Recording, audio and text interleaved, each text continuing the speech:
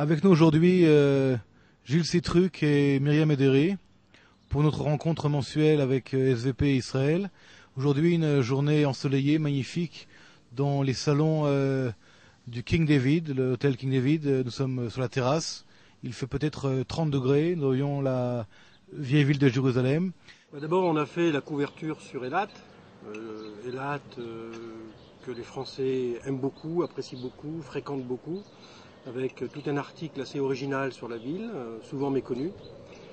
Et donc l'intérieur est lié aussi à la saison dans laquelle nous sommes, c'est-à-dire bientôt les fêtes de Pessah, où on évoque la fête, mais de manière assez différente de ce qu'on a l'habitude d'évoquer concernant cette fête.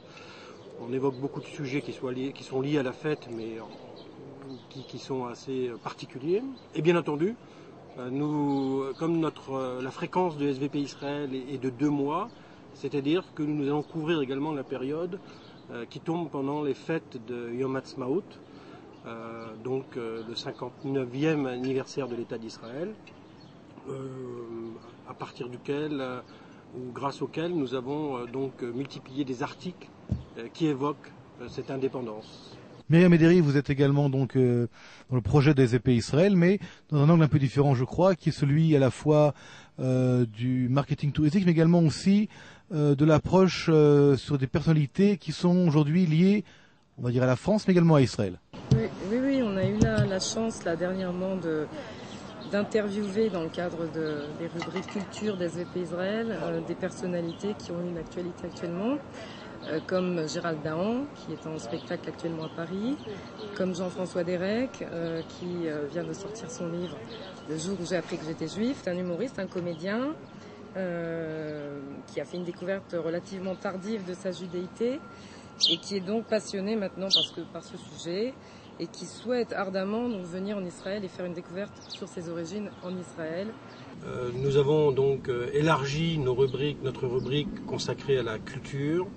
C'est-à-dire que ce qu'on a intitulé « Demander le programme », que ce soit en Israël ou en France, et on travaille pour cela avec les ambassades d'Israël à Paris ou de France en Israël, les associations francophones comme l'UNIFAN, la VITSO et autres, qui nous communiquent très régulièrement tout leur agenda des programmes qui figurent donc dans cette rubrique qui fait 6 pages, c'est-à-dire que nous avons, je dirais, une longueur d'avance sur tous les supports puisque nous donnons le programme culturel dans les 2 pays 2 mois avant.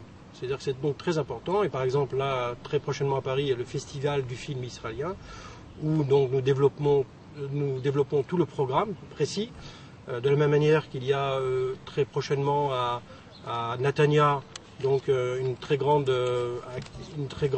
journée qui est la première rencontre mondiale du judaïsme francophone.